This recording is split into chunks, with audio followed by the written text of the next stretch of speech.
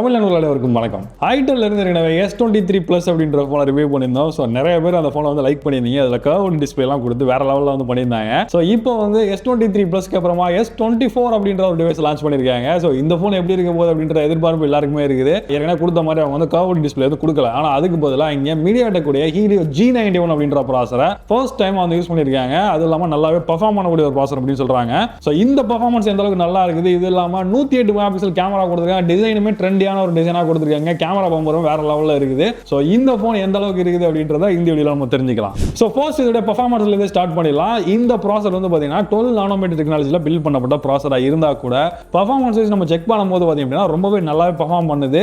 Asphalt line BGMI மாதிரியான game விளையாடும் போது கூட எங்கேயுமே லேக் பெருசாக வந்து இல்லை, ஹீட்டிங் பிரச்சனையும் பெருசாக வந்து இல்லை. ஸோ ஆண்ட்ராய்டு ஸ்கோர் நம்ம செக் பண்ணி பார்த்த வரைக்கும் 2,58,000 மேலே இதோடைய ஸ்கோர் வந்து கிடைக்குது. இது இல்லாமல் நீங்கள் டே டு டே யூஸ் பண்ணுறதுக்கும் சரி, இல்லை மல்டி டாஸ்கிங் பண்ணுறதுக்குமே சரி, எந்த இடத்துலையுமே லேகிங் பிரச்சனையை நம்மளால வந்து ஃபேஸ் பண்ணவே முடியல. ஸோ அது வந்து மிகப்பெரிய ஒரு ஹைலைட்டாக அந்த ஃபோனில் வந்து பார்க்குறேன். டிசைன் பார்க்கும்போது இப்போ இருக்கிற ட்ரெண்டியான ஒரு டிசைன் இதில் யூஸ் பண்ணியிருக்காங்க. பாக்ஸ் டைப் டிசைனாக இருந்தால் கூட ரியர் சைடில் ஒரு மாதிரி மேட் ஃபினிஷ் கொடுத்து ஒரு கிளாசி டைப்பான டிசைன் கொடுத்துருக்காங்க.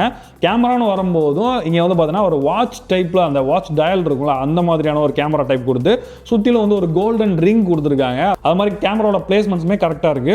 அஸ் யூசுவல் இப்போ வர ஃபோன்ஸில் கொடுக்குற மாதிரியே ரைட் சைடில் finger print sensor with power button plus volume rocker keys. அப்படியே பாட்டமில் வந்து அப்படின்னா Type-C போர்ட், 3.5 ஆடியோ போர்ட், அது இல்லாமல் நாய்ஸ் கேன்சலேஷன் மைக், அது இல்லாமல் ஸ்பீக்கர்ஸ் வந்து கொடுத்துருக்காங்க. டாப்பில் வந்தோம்னாலும் இங்கே ஸ்பீக்கர்ஸ் வந்து இருக்குது. ஆமாம், இந்த ஃபோனில் உங்களுக்கு ஸ்டீரியோ ஸ்பீக்கர்ஸ் கொடுத்துருக்காங்க. சவுண்டுமே நல்லா லவுடாக வந்து இருக்குது. ஸோ கிளாரிட்டி அப்படின்றது வால்யூமோட ரொம்ப முக்கியமான விஷயம். கிளாரிட்டின்றது இங்கே வந்து ஓரளவுக்கு ஆவரேஜாக வந்து கிடைக்குது. அதே நேரத்தில் நம்ம மியூசிக் ப்ளே பண்ணும்போது பார்த்தீங்கன்னா லைட்டாக வந்து ஒரு வைப்ரேஷன் ஃபீல் வந்து கிடைக்குது. ஸோ ஃபிங்கர் பிரிண்ட் சென்சரை பொறுத்தவரை ரொம்ப அக்யூரேட்டாக வேலை செய்யுது. 6.6 இன்ச்சில் ஒரு IPS HD+ டிஸ்பிளே யூஸ் பண்ணியிருக்காங்க. கலர் குவாலிட்டி இதெல்லாமே நல்லாவே வந்து இருக்குது. வீவிங் ஆங்கிள் எஸ்பெஷலி இந்த பட்ஜெட்டில் சூப்பராக வந்து கொடுத்துருக்காங்க. அவுட்டோர் விசிபிலிட்டி மட்டும் வந்து பார்த்தீங்க அப்படின்னா கொஞ்சம் வந்து பிரைட்னஸ் வந்து அந்த அளவுக்கு பெருசாக வந்து இல்லை அப்படின்ற மாதிரி தான் வந்து இருக்குது.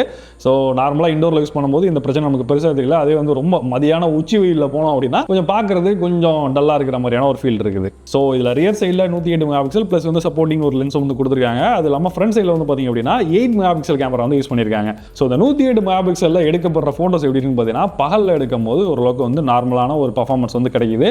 லோ லைட்னு வரும்போது கிரைன்ஸ் வந்து கொஞ்சம் இருக்குது. ஸோ அது இல்லைன்னு சொல்ல முடியாது. டே லைட்டில் வந்து போர்ட்ரைட் வந்து ஒர்க் ஆகலை. அதே மாதிரி கலர் ரீப்ரொடக்ஷன் வந்து பார்த்தீங்கன்னா ரொம்பவே நார்மலாக தான் வந்து இருக்குது. அது மாதிரி ஃபோட்டோ HDR பெரிய லெவலில் சரியில்லை அப்படின்னு சொல்லுவேன். 108 மெகாபிக்சல் அந்த மோடை நீங்கள் எனேபிள் பண்ணிட்டு எடுக்கிற ஃபோட்டோஸில் டீடைல்ஸ் நல்லா இருக்குது. அங்கே கலர்ஸும் வந்து நல்லா இருக்குது. ஸோ ஒரு தடவை ஃபோட்டோ எடுக்கும்போது அந்த 108 மெகாபிக்சல் ஆப்ஷனை எனேபிள் பண்ணிட்டு எடுத்தீங்க அப்படின்னா ஃபோட்டோடைய அந்த குவாலிட்டி ரொம்ப ஹையாக நமக்கு வந்து கிடைக்குது. ஆனால் அதே நேரத்தில் அதோட ஸ்பேஸும் வந்து அதிகமாக இருக்கும். அதையும் நம்ம பார்க்க வேண்டியிருக்கு. அப்படியே செல்ஃபின்னு வரும்போது பார்த்தீங்க அப்படின்னா ஓரளவுக்கு நல்லாவே இருக்குது அப்படின்னு சொல்லுவேன். ஸ்கின் டோன்ஸ் எல்லாமே நேச்சுரலான ஒரு ஃபீல் வந்து கிடைக்குது. 2 கேமராஸ்லையும் நம்ம வீடியோ எடுக்க முடியும். 2Kல அதிகபட்சமாக 30 fps வரைக்கும் சப்போர்ட் வந்து இருக்குது. 1080 பிக்சல் வந்து எடுத்தோம் அப்படின்னா HDR சப்போர்ட்டும் வந்து இருக்குது. ஸோ அந்த HDR வந்து ஆன் பண்ணும்போது பார்த்தீங்க அப்படின்னா நம்ம அவுட்டோராக எடுக்கும்போது ரொம்பவே கிளாரிட்டி நல்லா இருக்குது. ஆனால் ஒரு சின்ன இஷ்யூ என்ன அப்படின்னா அது வந்து லைட்டாக வந்து லேகிங் வந்து இருக்குது. வீடியோவிலே லேகிங் வந்து இருக்குது. ஸோ அந்த ஒரு பிரச்சனை மட்டும் அவங்க சாஃப்ட்வேர் அப்டேட் மூலமாக சரி பண்ணாங்கன்னா ரொம்பவே நல்லா இருக்கும். இந்த ஃபோனில் 5000 mAh பேட்டரி வந்து கொடுத்துருக்காங்க. அதை சார்ஜ் பண்ணுறதுக்காக 18 வாட்ஸ் ஃபாஸ்ட் சார்ஜிங் சப்போர்ட்டும் இந்த ஃபோனில் வந்து கொடுத்துருக்காங்க. 0 to 100 நீங்கள் சார்ஜ் பண்ணோம் அப்படின்னா 2 மணி நேரத்துக்கு மேலவே கண்டிப்பாக வந்து டைம் வந்து எடுத்துக்குது.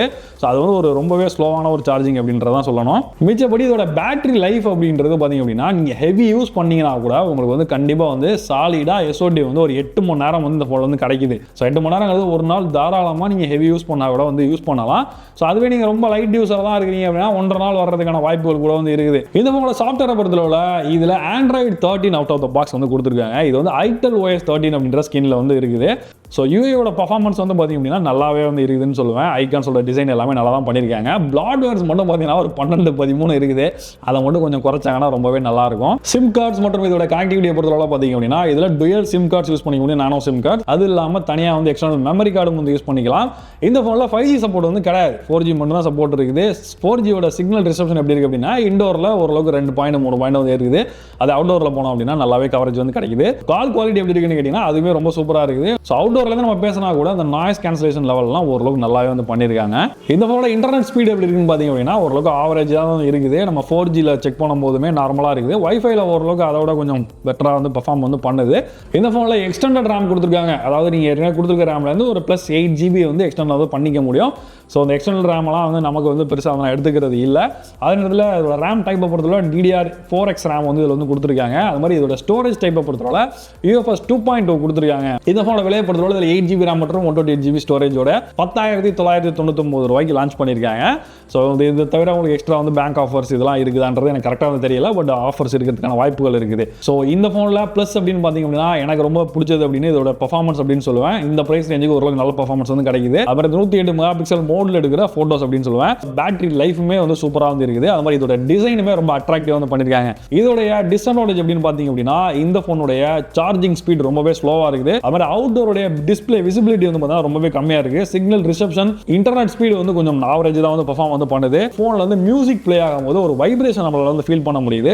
சாஃப்ட்வேர் அப்டேட் எதுவுமே இந்த ஃபோனுக்கு வந்து அவங்க ப்ராமிஸ் பண்ணல. அதாவது இத்தனை வருஷம் அப்டேட் தருவோம் அப்படின்றத எந்த ப்ராமிஸுமே பண்ணல. ஸோ இந்த குறைகள் நிறையெல்லாம் தெளிவாக உங்கள சொல்லிட்டேன். இதுக்கு மேலே இந்த ஃபோனை எது உங்களுக்கு பிடிச்சிருக்கு, எது ஒத்து வராதுன்றது நீங்களே வந்து முடிவு பண்ணிக்கோங்க. ஓகே, நம்மளே இந்த வீடியோ உங்களுக்கு பிடிச்சிருக்குன்னு நினைக்கிறேன்.